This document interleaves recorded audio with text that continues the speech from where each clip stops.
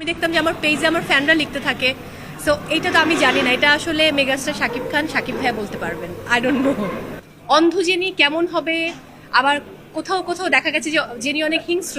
এটা তো আমার রেগুলার প্রফেশন না, আমার প্যাশনের জায়গা অভিনয়। সো উপস্থাপনা হচ্ছে এমন একটা ব্যাপার যে আমার রন্ধ্রে রন্ধ্রে রয়েছে। কখনো টুতে কাজের অভিজ্ঞতা একদম আলাদা, কারণ এখানে আমার ক্যারেক্টারটা খুবই গ্রে একটা ক্যারেক্টার। সো এটা নিয়ে এখন বলে ফেলে তো স্পয়লার দেওয়া হয়ে যাবে, বাট জেনি যে অন্ধ এটা সবাই জানে। অন্ধ জেনি কেমন হবে, আবার কোথাও কোথাও দেখা গেছে যে জেনি অনেক হিংস্র। সো জেনির হিংস্রতা জানতে হলেও পুরো ক্যারেক্টারটা দেখতে হবে, পুরো সিরিজটা দেখতে হবে, তাহলে বুঝতে পারবেন যে জেনি আসলে কেমন। আর আমি বেসিক্যালি আমার কাছে মনে হচ্ছে এটা অনেক বড় চ্যালেঞ্জ আমার জন্য, যেহেতু এরকম একটা ক্যারেক্টার প্লে করতে হবে। আর ভিকি ভাইয়া নিজেও বলেছেন তিনি আমাকে নিয়ে চ্যালেঞ্জ নিয়েছেন।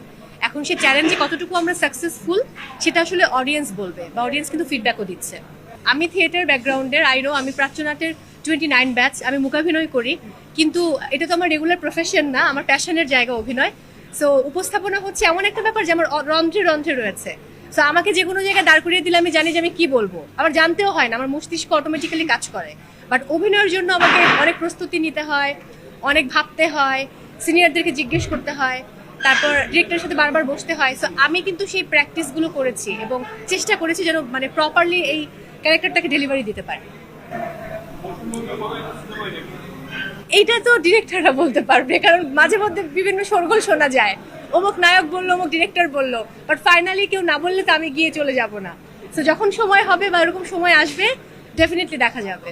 আমি দেখতাম যে আমার পেজে আমার ফ্যানরা লিখতে থাকে, সো এইটা তো আমি জানি না, এটা আসলে মেগাস্টার শাকিব খান, শাকিব ভাইয়া বলতে পারবেন। I don't no.